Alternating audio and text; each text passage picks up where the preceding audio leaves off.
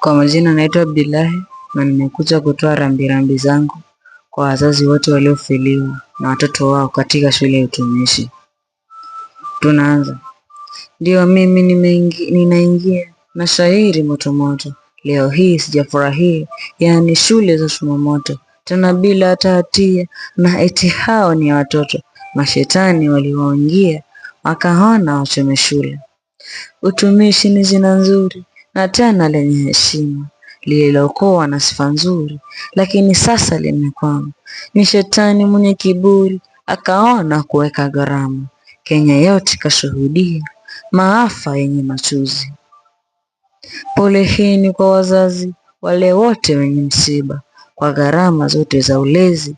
Poleni sana kwa baba, lakini Mungu alo Mwokozi huwaona wenye misiba. Rambirambi ninaituma, nadhani mtaipokea. Serikali nayo pia mnafaa fuata sheria, na waambia mfanye njia kwa maafa yasohatia. Kwa mbaya tabia nyorosha halafu ridhia.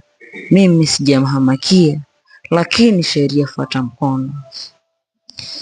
Naondoka na kulia hata kama sitoi machozi.